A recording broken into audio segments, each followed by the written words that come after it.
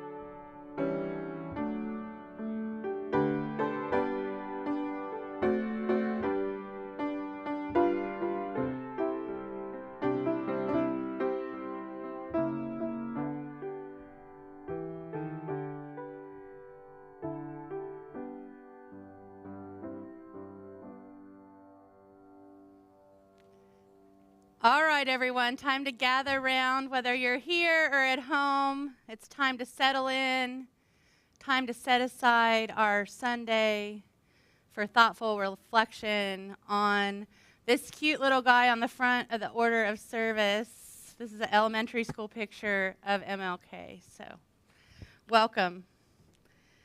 Good morning, good morning, good morning. Good morning. Excellent. Welcome to UUCC. My name is the Reverend Mandy Goheen, and it is my great honor to serve this congregation. I go by the pronouns she and her. If you yell mom, I'll probably answer. I serve this growing, journeying community, and we welcome all of you to our service, especially those who are searching for a spiritual home.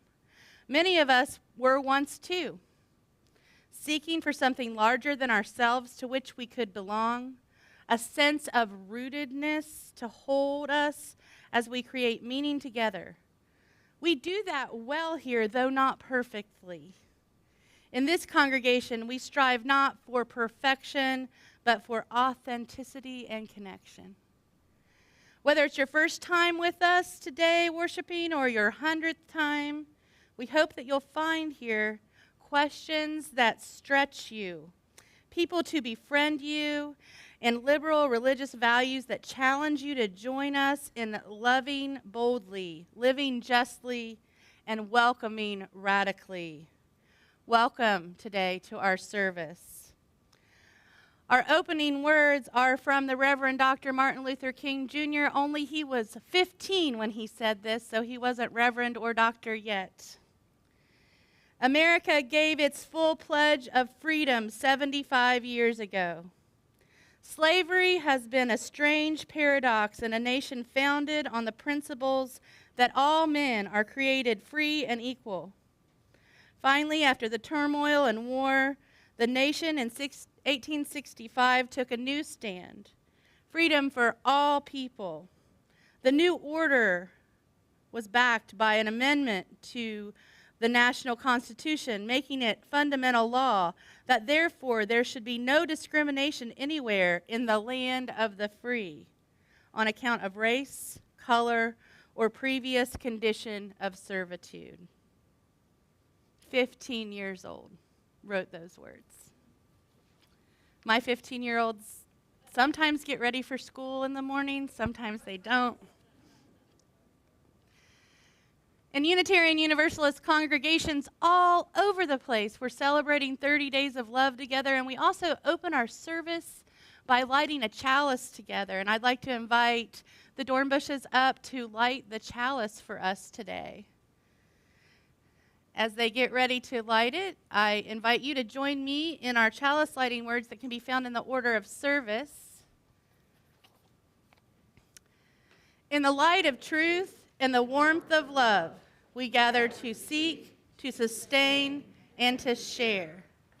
And now for something new, even if you're new, we have something new for all of us today, which is a social justice moment at the beginning of service, so we're all here to enjoy and pay attention. I really want to thank Bill for doing this for us, and what an amazing project. So this is cool. Thank you. Thank you. I'm Bill Dornbush, and I'm a member of the Social Justice Committee and also a member of the congregation. We're starting a new program here at UUCC, and that is about food security. Last week I spoke about food insecurity nationwide. Today, I'd like to tell you about how it affects our area. There's a group called Feeding America, which is the National Hunger Relief Organization, and they work with our local food bank. According to them, 162,000 people in our area face hunger. That's 12% of our people, and of those 12%, 41% are children. So it's a pretty widespread problem. In the last 2 years, due to COVID-19 and inflation, food insecurity has grown, and donations to the food bank and to other areas trying to provide food security have shrunk. And we'd like to help with that. When I volunteered at the Food Bank's Distribution Center at Foxwood a few months ago, I helped all kinds of people to get their food donation. Some of them drove up in old cars, and I helped them load it into their cars. Some of them drove up in their cars, and I helped them load it into the cars that they obviously were sleeping in. And some people walked up and walked out with food because they had no car. So it hits all kinds of people, and they are all still coming there. And I don't know about you, but I just can't imagine having to go and ask someone for food. But people do it, and they are very grateful for the food we provide that way. Today and next Sunday, we'll be handing out something that will help. Paper grocery bags. Please take one and fill it with food, and then bring it back here 2 weeks from today on Sunday, January 29th. Attached to each bag is a tag, and you see the tag here. And that tag tells you what the food bank is looking for you to put in the bag. This one says, oh, now I have to do my show and tell thing here. Peanut butter. Somewhere in here is canned fruit. Soup, of course, cream of chicken. Mixed vegetables. And protein. And some people ask, what's protein? Tuna is good protein. So are beans. Either one is a good source of protein. And those are the things they need most. Also in front of this, you'll see this little funny looking thing. Do you all know what that is? If you have a cell phone, that's a QR code. And if you take your phone,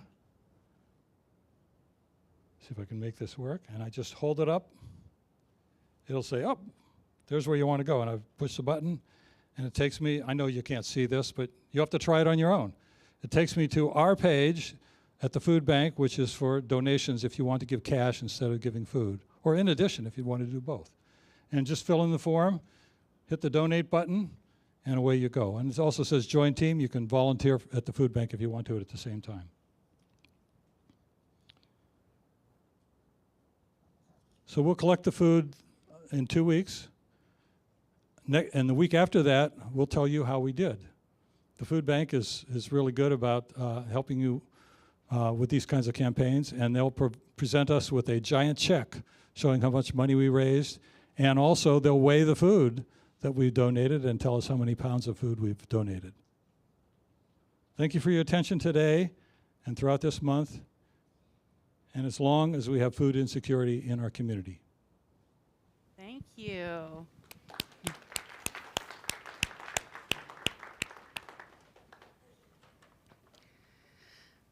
So are the bags on the way out? Is that where we pick them up? Right. On the way out, pick up a bag. We'll make sure they're by the door so you can grab one, okay? Awesome. So it's time to sing. And whether you're at home or in this room, you're going to need the insert from your order of service. We belong to one another. Please rise in body and or spirit and join us in our opening hymn.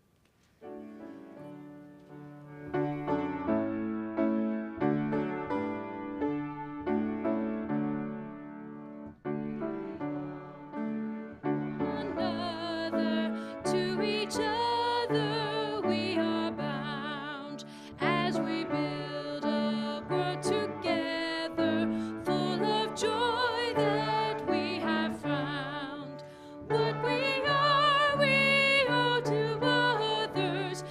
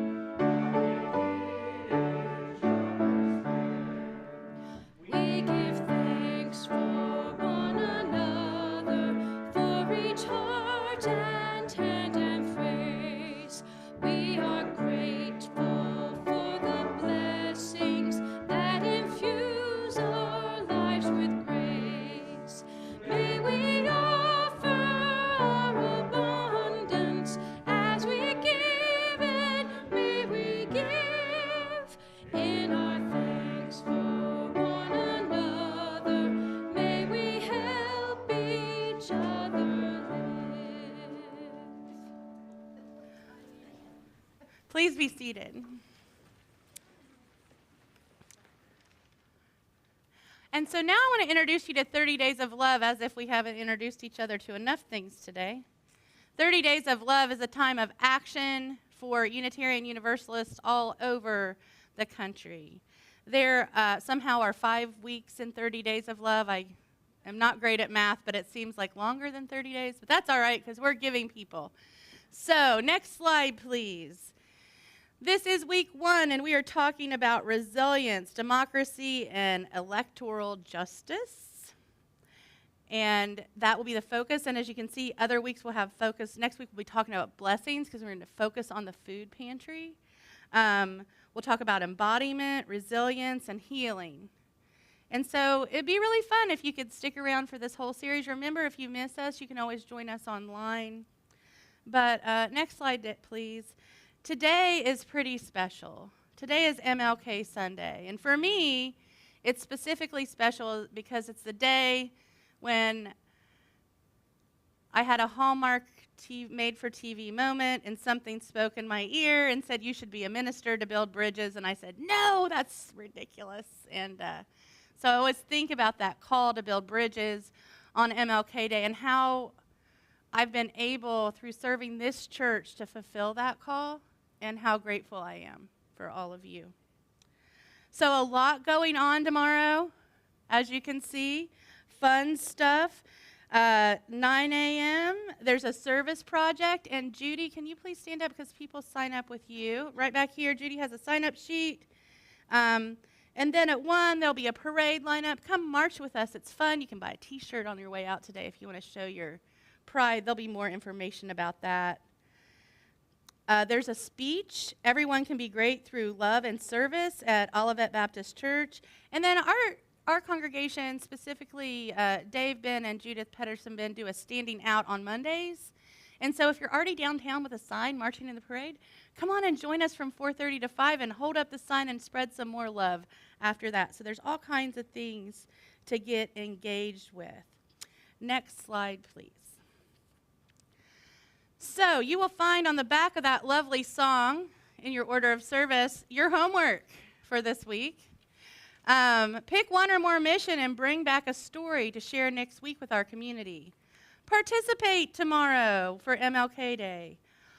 Registering to vote. If you haven't registered to vote, I love you. If you move this year, update your address and update your voter registration. I just moved. I might have made that a reminder to enforce myself doing that as well, but a lot of us have moved around this year. Clean out your pantry. I know there's some examples of food we can share on the bag, or my friend does this pantry blessing where she cleans her pantry out and makes soup for her friends and then just drops it off. So be creative about how you share food.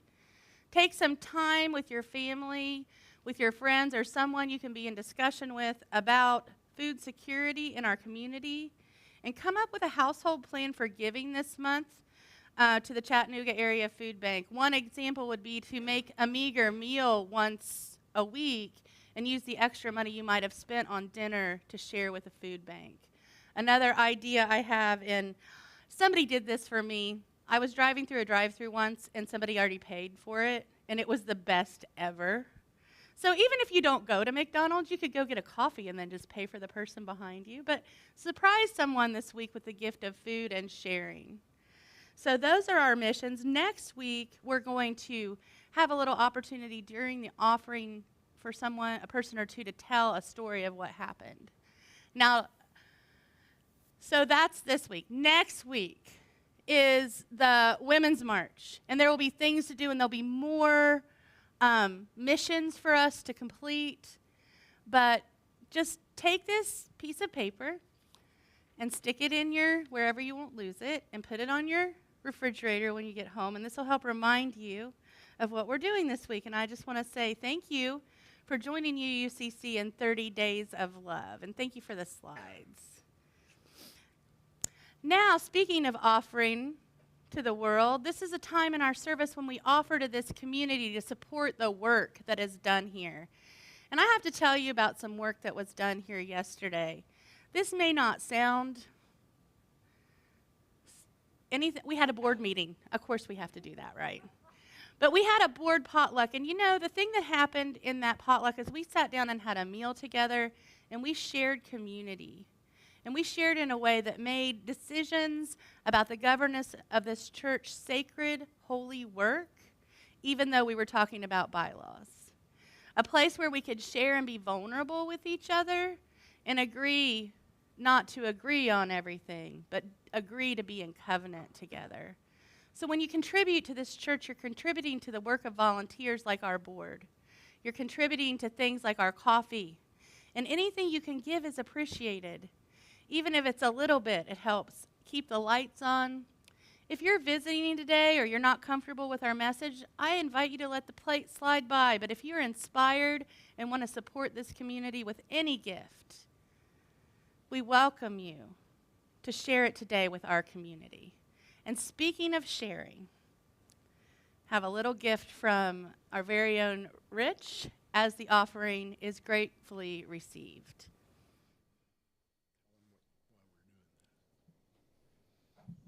Can you hear me now? This particular tune that we're doing was one of Martin Luther King's favorite hymns, so in honor of his day.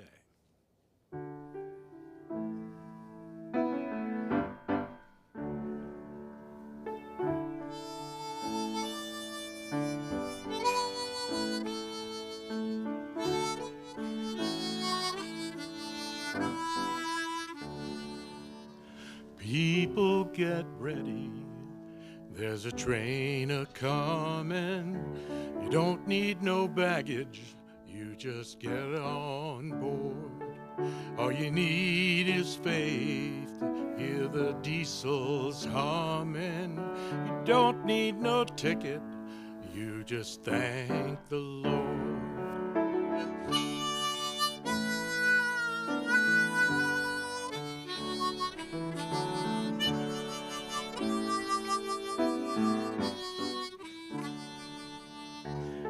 There are 80 people get ready, the train to Jordan, picking up passengers from coast to coast. Faith is the key, open the doors and board them. There's room for all amongst the loved and lost.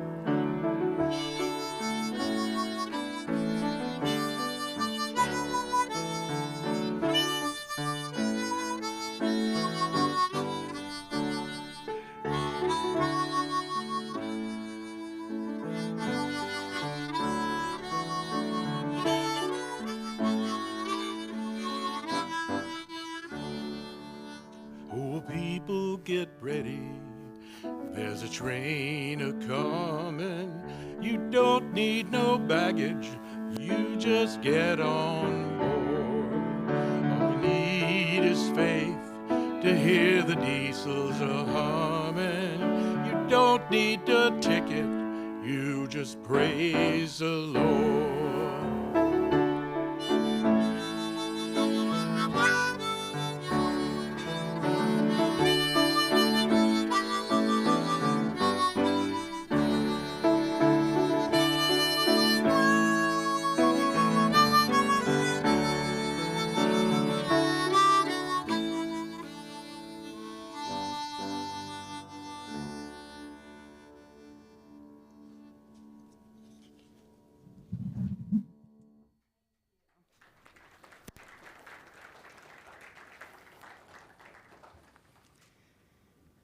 Please join me in our offertory response. We give these gifts freely, committed to our mission to care, create beloved community, awaken hearts and minds, resist injustice and act with compassion, embrace life and care for the earth. To this work, we dedicate our offerings. Can I have my weird thing that oh, don't. It is weird. I got a spoon. I would invite anyone who wants to know about this spoon to come on up for the story for all ages, like my long spoon. I am not going to hit anyone with this spoon. I believe in nonviolent resistance. All right. So, I cannot eat cereal with a spoon. Can you? Can you try? Could I eat with this spoon? Huh. I'd have to, if I stood up, okay, let's see. Maybe I could hold it with my feet. Oh, I can't. It's not working. Higher up like this. Like this? I don't think I can eat with this. Oh, that's not the story though. So I can take the tape off it. Okay, I'm going to get back in control here.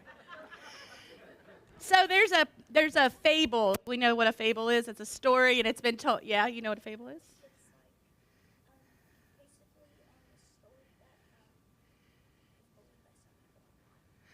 A story that is believed by some people and not, and I would add teaches a lesson. Okay, so in many traditions, there's the story of the long spoon. So a lady went and asked God, which seems pretty cool that you could just go ask God something, what the difference between heaven or hell was. And God said, well, it's hard to explain, but let me show you. So she took her to the room, and he opened the door, and there was this most magnificent feast with all their favorite foods. And I mean, the smell when the door opened made the woman's mouth water. What do you think was on the table? Everything she liked. What would you like to see on the table? Ice cream. Mac and cheese. Pizza. Cheesecake. Oh, this is a good table, yeah. Mashed potatoes, right? Rice, yeah. But guess what? Their spoons were all this long, and they weren't taped. And everyone was sitting around the table starving, skinny and sad and hungry and sad and hungry. You know how sad, who's ever been hangry? This is in hell, yeah. Who's been hangry? Thank you. I was just like, they're just hangry. Psychological torture, pretty much, is what. So that sounds like hell.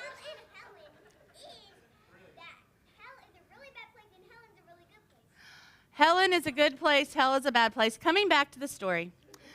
So this is hell. This room full of delicious food that nobody can eat because their spoons are too big, right? So the woman's pretty upset by all this. So God says, okay, wait, don't get too upset. Let me show you what heaven is. And he opens the door, and there's all the same things. And God said, okay, so look at all these amazing foods, and look at everyone in the room. And everyone in the room was eating and full and laughing and happy. And you want to know why? Their spoons were no, actually their spoons were just as long. They were feeding each other. So look how much easier it would be for me to give you all a bite of ice cream with my long spoon than it's about helping others. And you actually get somewhere, and that's what heaven is, right? It's helping others. And sometimes we use the word heaven to describe a really good feeling. So like when we feel happy or content, and being in service to others really gives us that feeling of happiness and contentness. Also, I think that you brought up a good point about innovation. We can take the tape off the spoon, right? We can be creative about how we eat, and we can be creative about how we create what we would call heaven. And that, my friends, is the end of the story. Thank you. And now it's time that we're all going to sing, and you all can go downstairs for religious education and learn more about spoons, maybe. I don't know.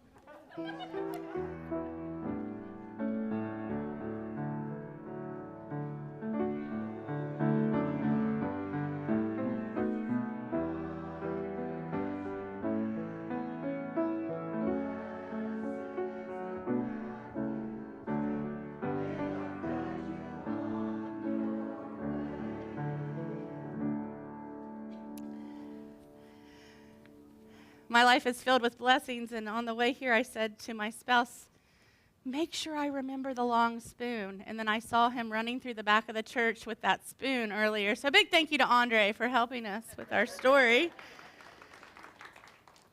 We can't do it alone, can we? So this is a time in our service where we focus on the things that hurt us, the things that we're joyful about, the things we might need help and community for. A way to become peacemakers, a way to lean in to injustice in a way that shines a light on it, holds us accountable. This is a prayer by Reverend Audette Fulbright Folsom, and she's quoting some parts of Martin Luther King Jr. speaking to a crowd.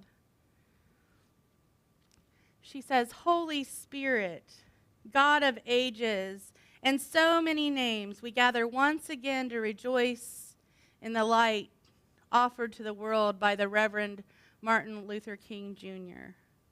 His walk on earth was a gift for generations, and today we give thanks for that gift.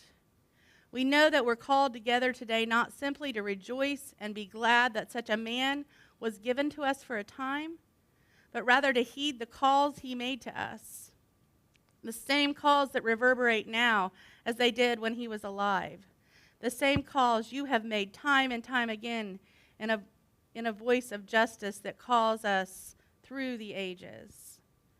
We are called here to the same world of truth that Dr. King spoke, to feed the hungry and the poor that are still with us. It's not enough to march and remember. The work we are called to do is feed hungry children and wipe the tears of our siblings' eyes.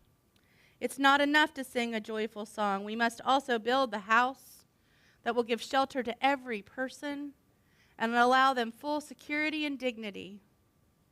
We are called today to remember that we are not judges of one another.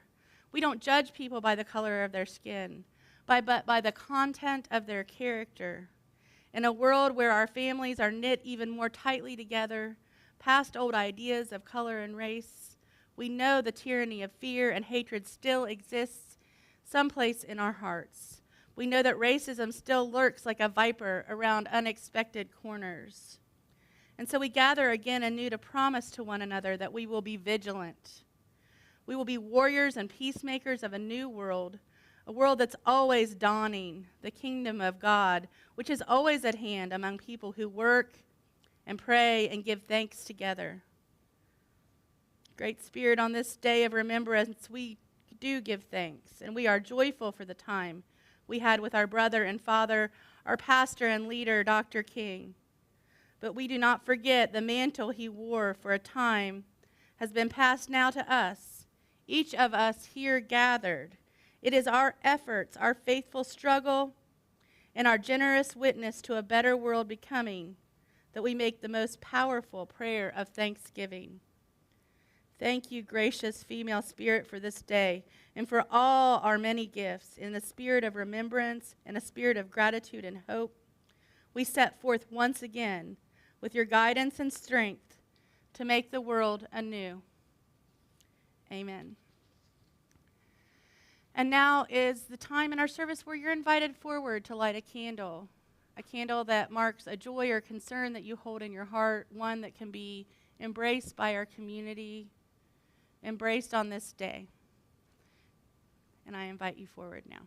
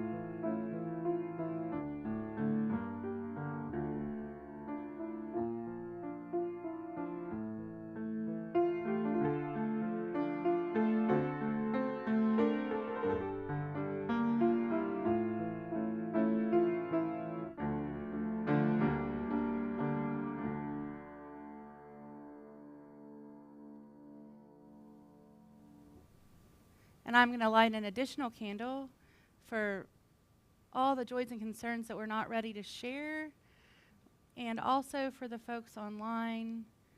And I just think it would be special to light a candle for the King family today as well.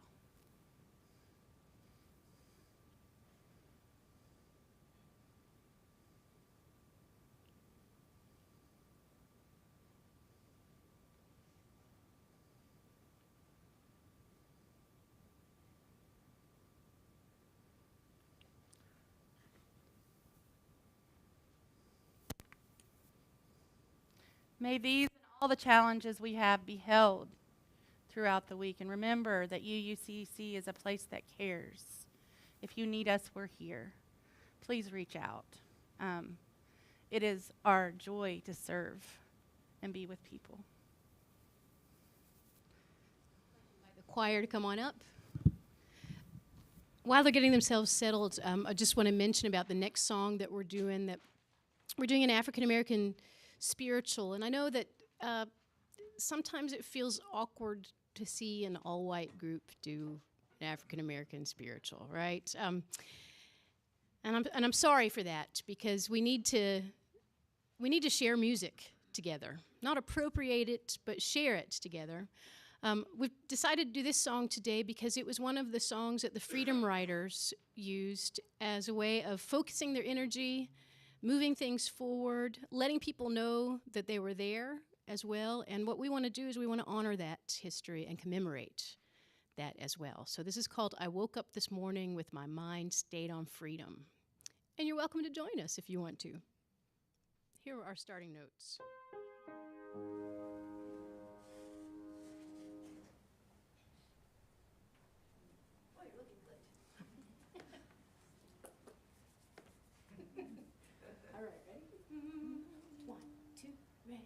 I woke up this morning with my mind, hallelujah, stayed on freedom.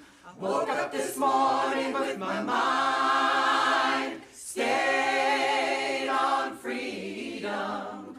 Woke up this morning with my mind, hallelujah, stayed on freedom. Hallelujah, hallelujah, hallelujah, hallelujah. Singing and praying with my mind. Hallelujah. Stayed on freedom. Singing and praying with my mind. Stayed on freedom. Singing and praying with my mind. Stayed on freedom. Hallelujah. Hallelujah. Hallelujah. Hallelujah. Walking and talking with my mind. Hallelujah. Stayed on freedom. Walking and talking with my mind. Stayed on freedom.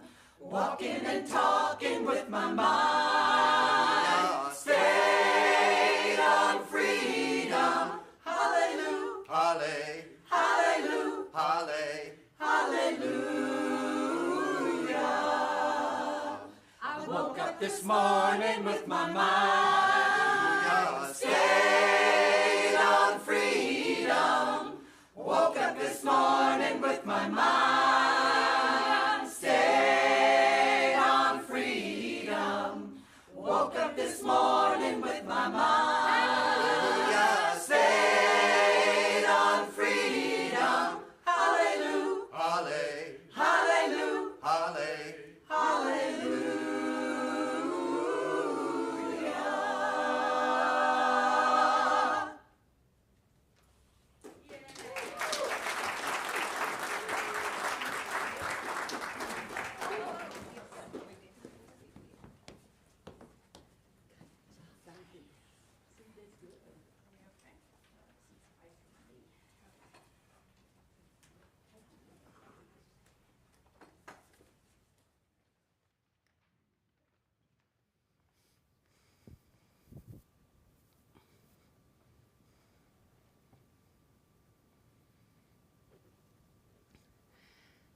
can you imagine being young MLK's parents?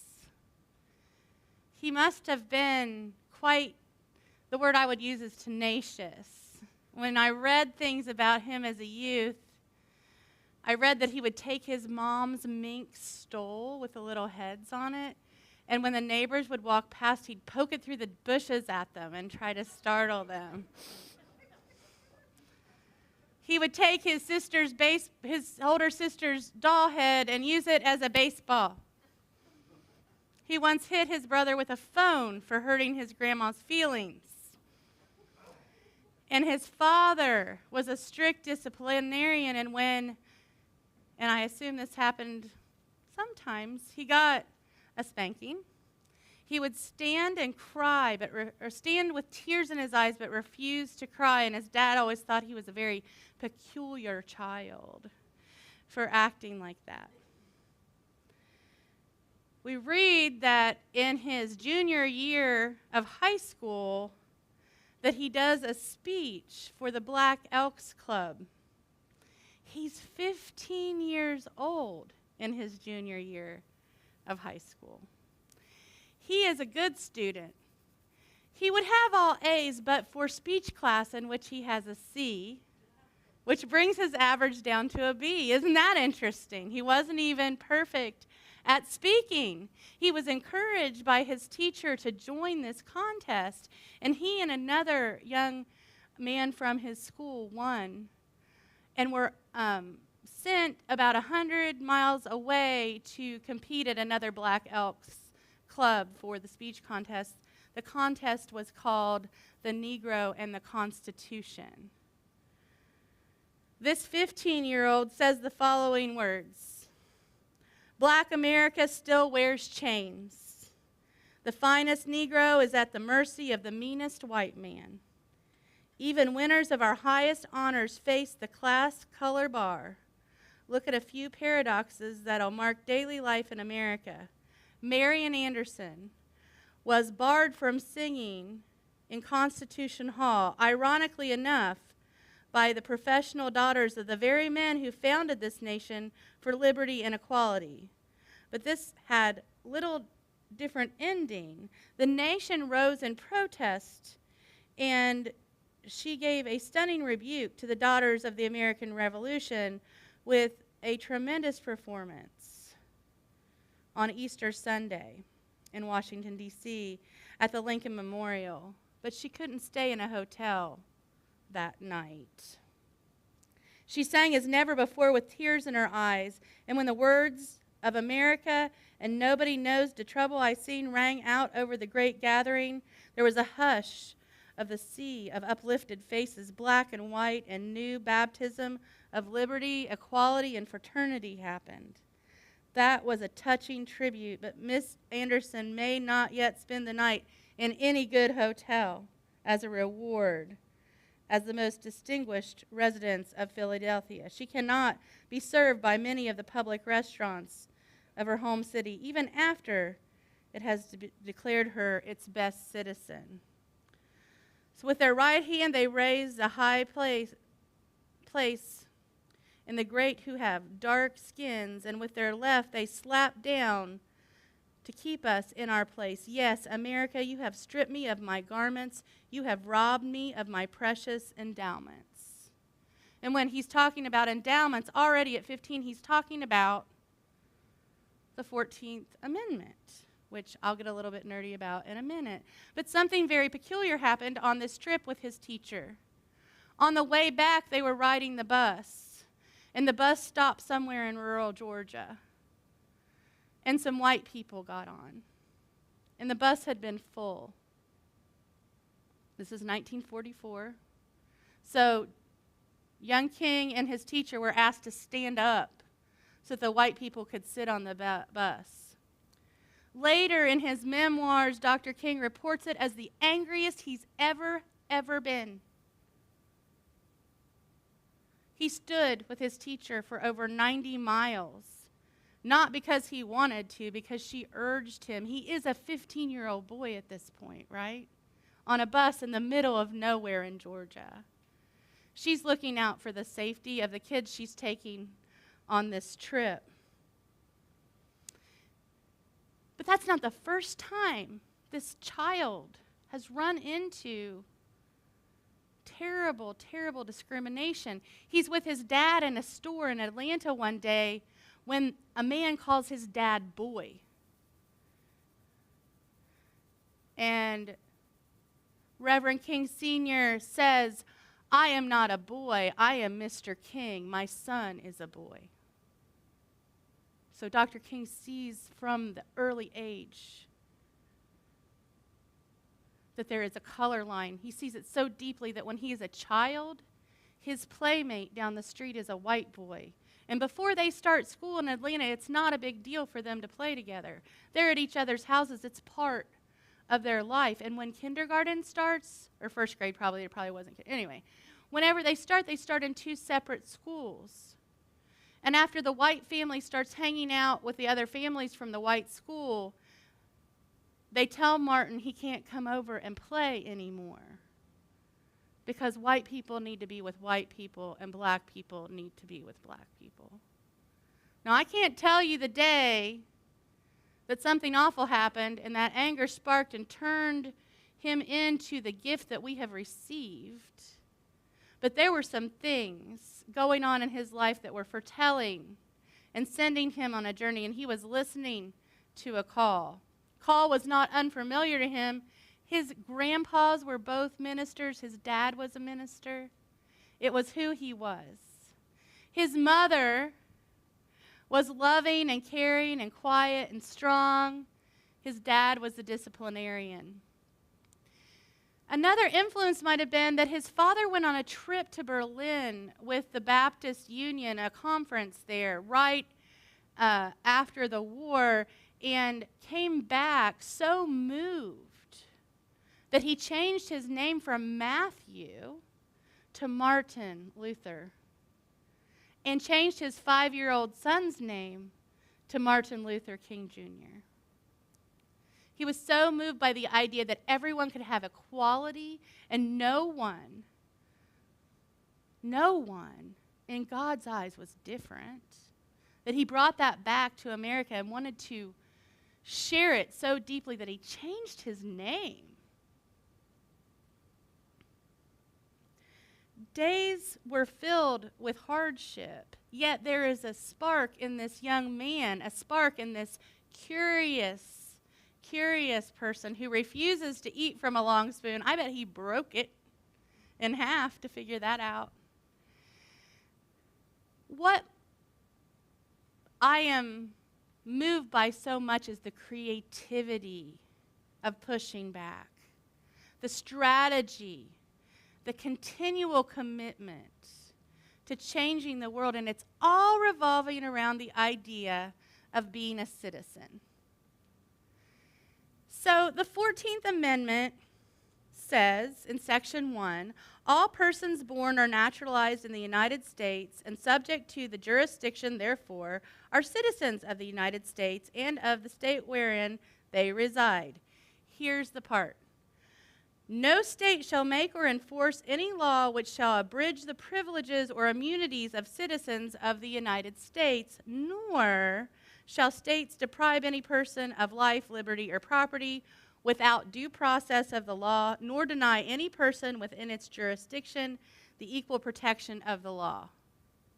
And so this is one of the 3 amendments that are happening during Restoration after the Civil War. So we have the first one that ends slavery unless you go to prison, and then they found another way to do it. And then we have the 14th Amendment, which states that to be a citizen, anyone born here, no matter who you are, no matter the color of your skin, anything, you are a citizen.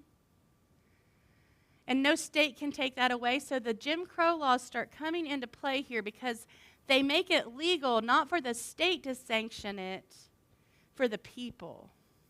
And this is where we start to see the rise of the Klan again. This is where we start to see some nationalization. There's a movie, it just escaped me. I'll tell you in a minute when I remember. Anyway, there's this amazing movie. I see people remembering what it is. It's not amazing. It's actually bad. And it brings back the romanticism of the antebellum South. It creates this picture almost Disneyland portrait of the South as genteel and civilized, mannered. And it makes a division. It puts the people who are genteel and civilized and mannered in a position of enforcing terror on black people in the South. And everywhere, really. Because it says that a state can't hurt them, but it doesn't say the people can't hurt them. And so lynchings start to increase.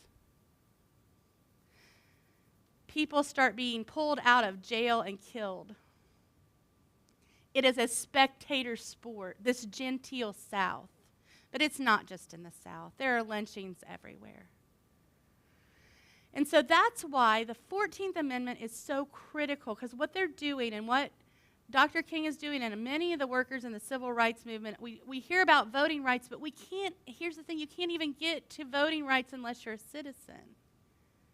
Until this is clarified, you can't get there yet. So what King is fighting for is this 14th Amendment, because he is a citizen and he has the same liberty as everyone else and the same due process, and we know that that wasn't happening either. And we know today that due process doesn't necessarily happen the way King might have dreamed it, the way the Constitution meant for it to happen. Well, maybe not before the amendments. There were some amazing Republican politicians. Remember, we've gone through a flip of who's liberal and who's not, so let's just stay with me here. After Lincoln, there were some amazing people who are passing these amendments to the Constitution, and they're really committed to citizenship.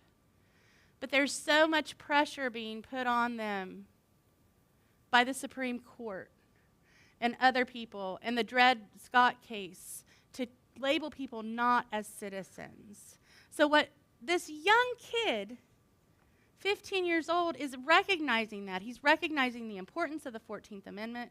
He's recognizing the fact that our republic is wonderful, and he wants to preserve it. You know, what's interesting as you go back to Frederick Douglass and Abraham Lincoln's relationship is kind of dicey. I don't know if you know this. At the beginning of the Civil War, Lincoln was more like, let's smooth things over and get the country back together. I don't want to offend anybody. That's how he starts. And through the pressure of Frederick Douglass, he comes to a different conclusion. And the Civil War goes from being, let's get all the Southerners back in the Union, to the end of slavery. And Lincoln had to make that switch and grow throughout the Civil War, because it became critical that there was a reason that so many lives were lost. During that time period, at first, black people weren't allowed to serve in the Army or in the Union. And as black people began to serve and wear uniforms and have some pride and some true citizenship to defend their rights and liberty, we start to see the beginning of restoration moving into the picture towards the end of the Civil War. And at the end of the Civil War, during a time of restoration, there was a great renaissance and love and citizenship among black people. And then politicians started working to take that away almost immediately. And so the civil rights politicians are fighting to get these amendments passed before they can get pushed back on. So each amendment passed, each one gets pushed back on. Remember, 13th Amendment, slavery is illegal unless we catch you loitering or not having a job, and then we can send you to a work farm. People shift from being property that is valued to being disposable. In early prison camps, people are disposable. They're not beloved. They're not any of the tropes we are taught about the South. With the pressure of peonage, which is going to prison to work, and also the pressure of losing voting rights, and the pressure of economic instability from the law, there is a great pressure on the world during the time MLK is alive. And I wonder, what happened? Was it all the things? Was it not being able to play with his friend anymore? Was it standing up on the bus? Was it seeing his mom treated poorly in stores? What happened to commit this man to a life of vocational service, not just to other black people, but to our country? To making a holiday about America that I'm pretty darn proud of, which is his legacy today. To making a celebration possible for people. We hear this all the time, and King quoted it, the arc of the moral universe is long and it bends toward justice, but gosh, it's so long, right? And I also said this before, sometimes we have to jump up and down on it to get it to bend towards justice. Service to the poor was really at the heart, poor of all kinds, of Dr. King.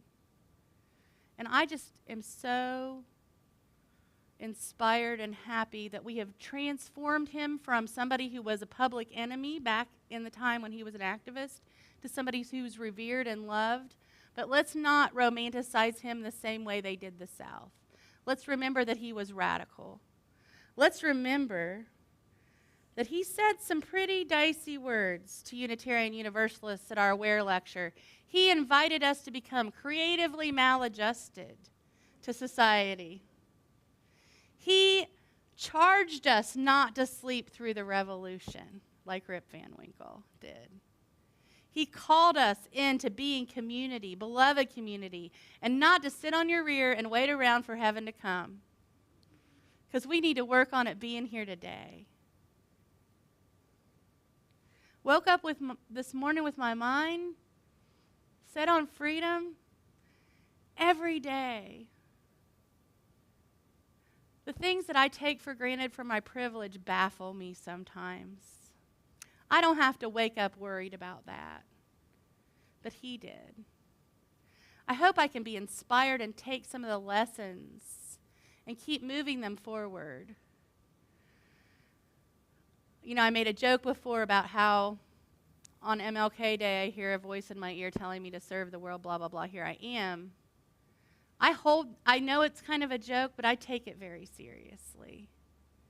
I mean, and I think over and over again, thank goodness I wasn't his mom. Can you imagine the worry and the trouble and the good trouble that kid caused? The joy and the love that people have for a child. His pictures on the front, his childhood pictures on the front of the order of service. That kid did that. And that means every single one of us can make change too. We all have it in us. And we don't need the giant spark of MLK. If each of us take our tiny spark and push it and use it for justice, think about all the people just in this room right now and online, what we could do together. We don't have to be fabulous. We don't have to move mountains or give an I have a dream speech. All of us are important. And he couldn't have done it without community. And we can't do it without community either. So have a reflective, busy MLK day of service tomorrow. And do it to love the world the same way he did. May it be so, and blessed be. Now I've lost my place. So our closing song, if you will please rise in body and or spirit or sing online, is in the Teal hymnal, number 1026, If Every Woman in the World. Please rise and sing along as you are able.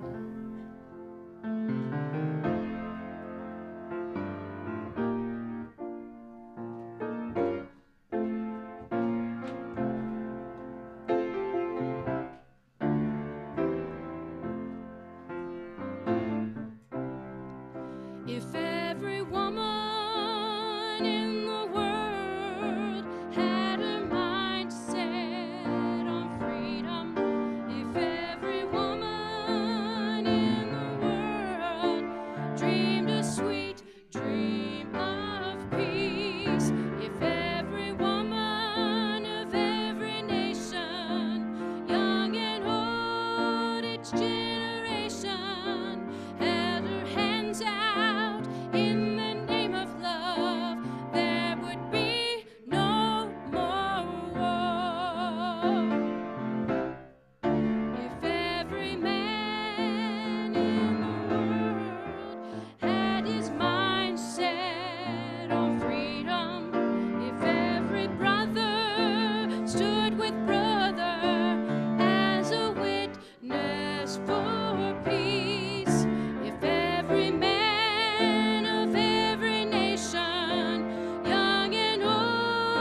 each generation held his hands out in the name of love, there would be no more war.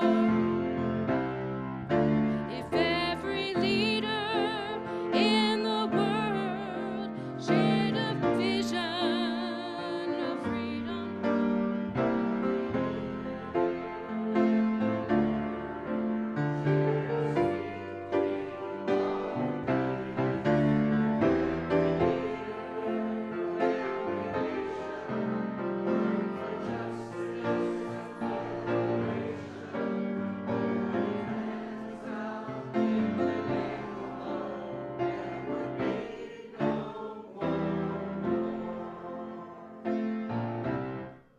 if every nation in the world set a true course for freedom, if every nation in the children in a culture of peace, if all our sons and all our daughters reach with friendship across the borders, refusing to be enemies, there would be no more war.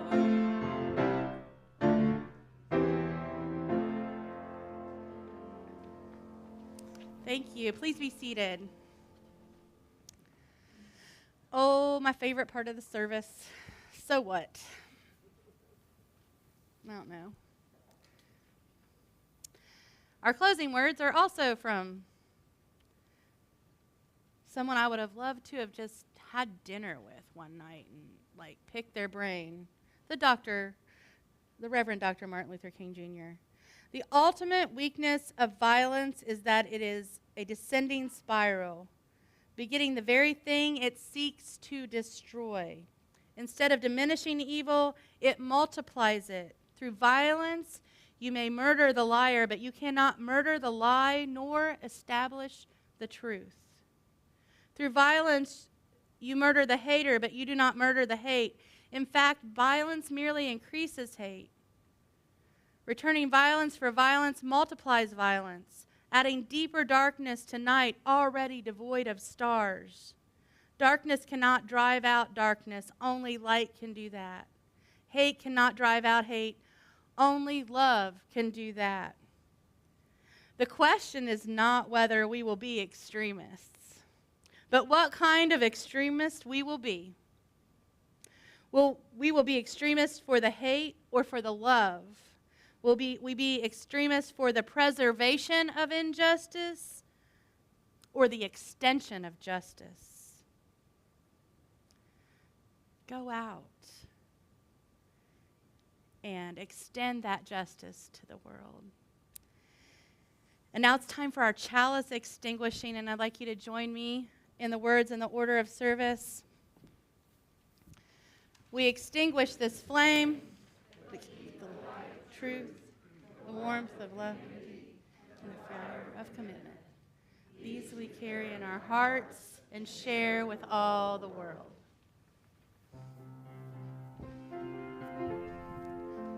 There'll be announcements in a minute.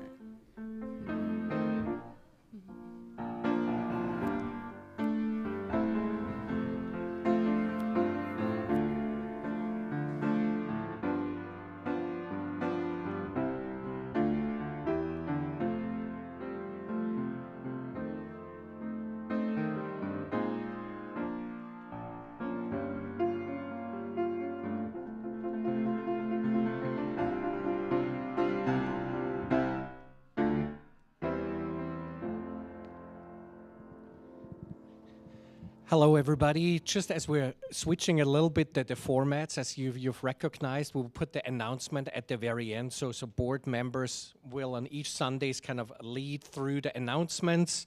So my name is Christian Horvath. I'm helping out today as we kick off this new tradition.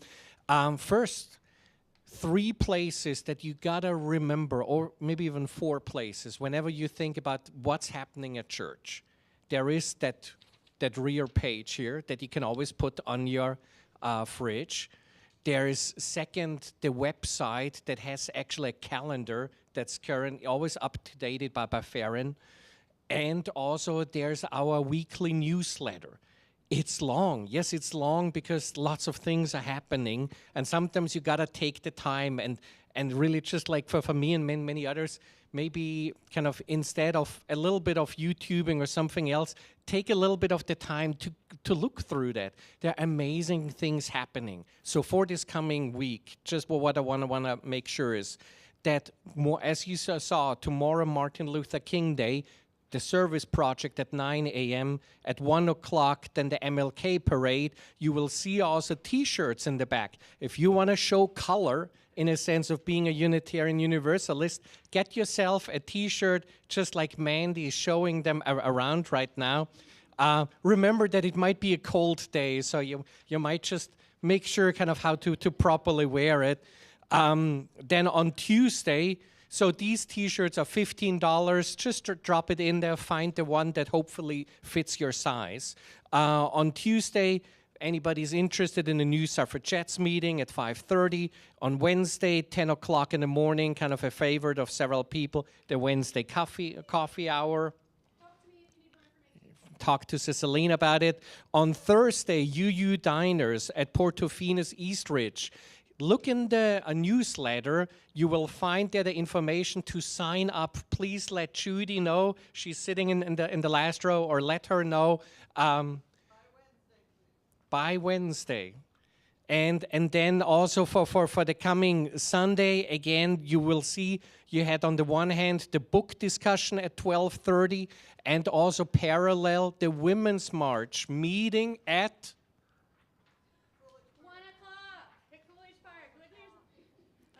12:30. Okay, 12 o'clock. Okay. So right after the church, you can either do the outdoors or the indoors with us. And as you've seen, kind of some of us kind of choir members, as we're happy to have Cicilline with us, I'm looking at each individually, deep in your soul. If you can carry somewhat a tune, we really want to encourage you. Join the choir on Sundays at 9 o'clock, starting out kind of in a more kind of talking to each other, having some coffee. 9:15 we start through 10:30. If you want to know more, talk to Selena. What other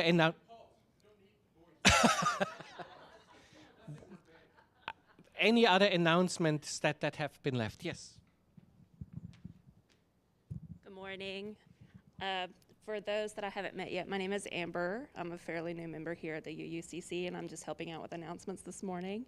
I have an announcement from Sally, who unfortunately couldn't make it today. And she says, it's time for our next round of Dinners and Homes, a small one-time potluck where you can get to know someone new. This announcement is for the cool folks who want to host. Signups to host a potluck at your own home begin today and end after next Sunday, January 22nd. Come see me or Chen in the lobby to sign up. And if you're watching from home, there's a link in the newsletter and the chat. It's going to be great. Thank you.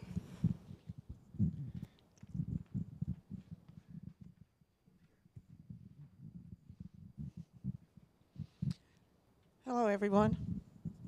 Am I on? Yes. Sandy Kurtz, Green Sanctuary Initiative. We are getting ready to start our journey to rise to the crisis, as the UUA wants us to do, and be a re-accredited Green Sanctuary. And in order to start, we're going to start with you in your homes. Here is the Green Sanctuary Initiative survey, where we're going to find out how you live your lives. And hopefully, as you're looking at this, you may also think about ways in which you can be even greener than you are already. This is the paper version of it, but it is on the link as well. I want to thank Chen Zhang for putting this together digitally. And you can sign up. The newsletter this past week showed a link that was incorrect. And now you can we'll send out another announcement, and you can get to the correct link. But if you want to use a paper survey, that's great too. And some of it may take you a while because there is a question about how much energy you use in a year, how many miles you have traveled in a year. Those kind of things may take a little while for you to either look at your old records or call up the appropriate utility, and they can tell you. You just ask them for a summary of your year's energy use. So those, otherwise, it's pretty straightforward, and I don't think it would take you too long to do it. So paper survey, or on the link that you'll find sent out in the email. And we have a prize. If you complete the survey, you will get a mesh produce bag that you can carry to the grocery store so you don't have to use their plastic bags. All right, there you go. Thank you.